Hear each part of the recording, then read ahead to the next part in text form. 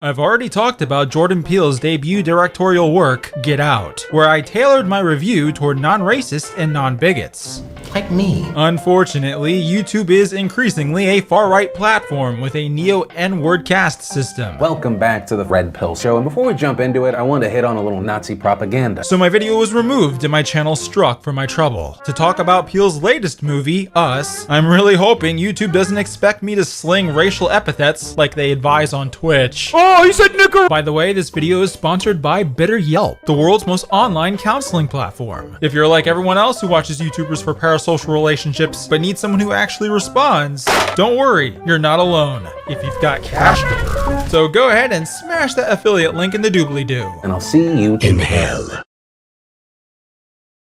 Us begins with a little bit of trivia for you about a bunch of unused underground tunnels in the US. Sadly, this is not Us versus the Mole People. After some super necessary TV commercials, the movie actually begins with a little girl and her parents at the beach in Santa Cruz. The girl separates from her parents and finds herself, get it, in a funhouse. Then there's the opening credits sequence, which goes on for nearly 3 minutes. Again, 3 minutes of rabbits. In the present day, the girl, Adelaide, returns to Santa Cruz with her husband, Gabe, and 2 kids, Zora and Jason. Being right beside the beach during what's likely summer, Addie is shocked to hear Gabe wants to go to the beach to see their friends. I'm not going to that beach. Bruh. But see, she doesn't want to go because that's the same beach where she, the clone, switched places with her human counterpart in the funhouse. Whoops, spoiler alert, is what I would say if the movie hadn't spoiled this already. Peele did the same thing with Get Out's reveal by overloading it right at the start.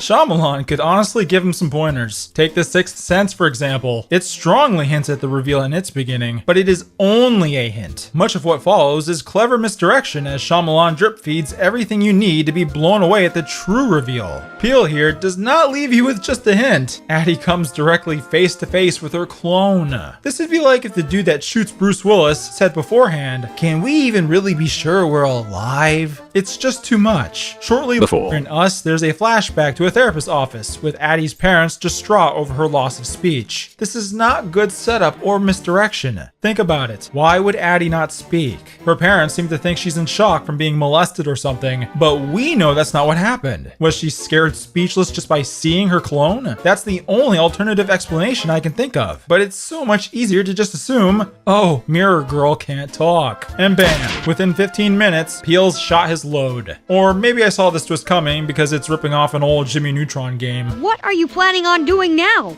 I'm going to take your place in your world and change it just for fun, okay? Jimmy Negatron. What's even more frustrating is that this is fixed with a very minor edit. Just don't show the doppelganger. So when the reveal does happen, the audience thinks back on the funhouse and Addie's reflections in the mirror and goes, oh, I see what Peele was setting up now. Instead of, oh yeah, clone. But subtlety is the Peele as a burning cross is to your lawn. Anyway, Addie, or should I say Addie's clone, is convinced to go to the beach with her family to see their white friends. Based Peele dropping little truth nuggets on the way. Did you know that there's fluoride in the water that the government uses to control our minds? Of course, once at the beach, they lose Jason. Where's Jason? Jason! Jason! Jason! But not really, he's fine. That night, Addie pleads with Gabe to leave, saying she doesn't feel like herself. I think you look like yourself. Get it? Addie drops the truth of meeting her double and the lie that she escaped her, which I guess is misdirection. At 35 minutes in, Peele got me wondering if he's gonna pull a double twist. He's not, of course. The power goes out and the clone fam, including real Addie, or now Red, show up to the party. The clones can't do language very well, outside of the clicker noises from The Last of Us. Except for Red, who sounds like she snipped her vocal cords with her scissors. We're Americans. Okay, I'm gonna give some props to the actress here because she does an alright job portraying 2 distinct people, but whoever's idea it was to have her talk like this, at length. Once upon a time. Come on, man. Red sits the family down and explains to the audience the movie's theme. In this case, it's the haves versus the have-nots. Us versus them, who are us. We're Americans. You can imprint the whole grocery list on this. A critique of classism, marginalization, capitalism, whatever the fuck. Addie got to grow up with Red's parents, with their shelter, food, and luxuries. And so Red's peeved about Addie's black privilege. Extrapolate that, and you have some pretty basic bitch social commentary. The family then faces off with their doppelgangers. And it's decently creepy, but it gets a little confusing. Jason's twin seems desperate to mirror his original, to the point that Jason can kind of control him. But for some reason, that is not the case with the others. It's later revealed the doppelgangers were created for precisely the opposite, to control the public, and it backfired. The scissors likely signified the tethered clones cutting their ties to their originals, whom they mindlessly puppeted until now. So yeah, I guess I'm supposed to take a movie about clones taking over the world with scissors seriously. But you just don't understand, ER. It's symbolic.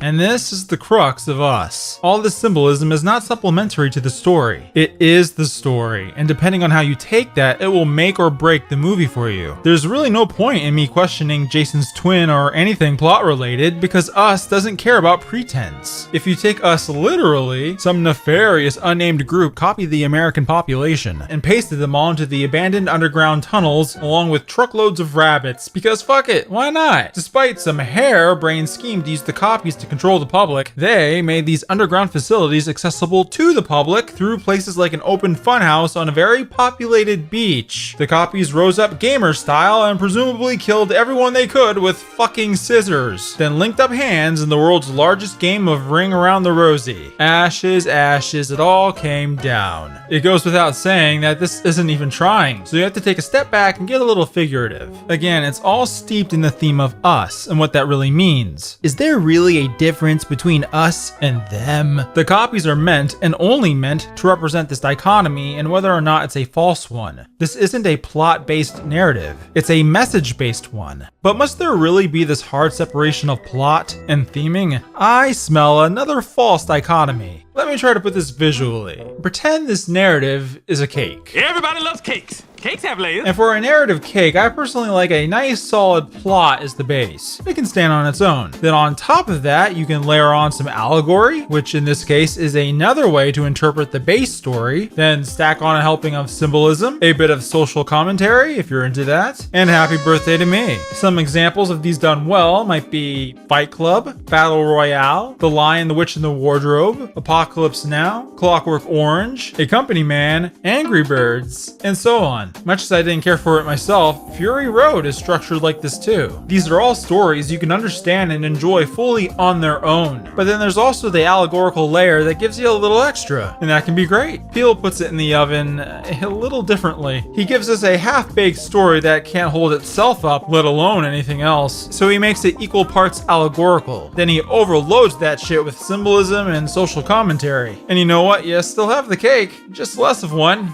and kind of shit. That's Us, and to a much lesser extent, Get Out. For 2 hours, Peele half-asses creating believable scenarios and fills the gaps with deeper meaning. Like I'm supposed to not be like, bruh, how the fuck are you getting beaten up by marionettes? Just walk them all into the fire. I don't care if it's analogous for some society shit. Go live by the waterfall. It doesn't help that the big metaphor here is knuckle-draggingly simplistic. We're Americans. Yeah? Then ditch the shears and get a gun. And I'm not saying aggressive allegory is the wrong way to tell a story. I'm saying it can be lazily or incompetently done. Well, you look just like you did last year. Oh wow, slow-mo pan on a Bible verse. Where did I see that before? Oh yeah. Jason actually points to a clock with the same numbers. Really slipping that one in there, Peele. What's the verse even about?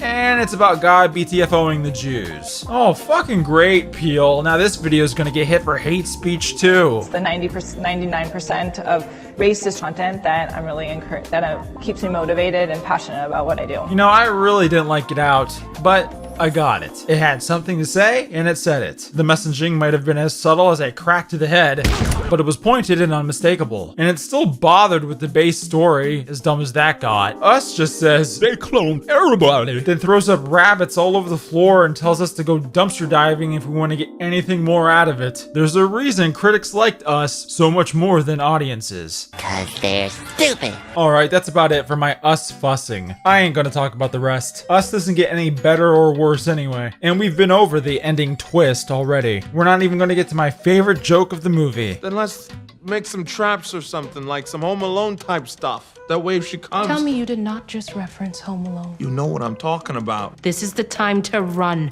not to be sprinkling micro machines on the floor. What are micro machines? What's Home Alone? I'm just joshing because eat your heart out, Key. This was Peel's comedic peak. Ophelia, call the police. Sure. Playing Fuck the Police by NWA.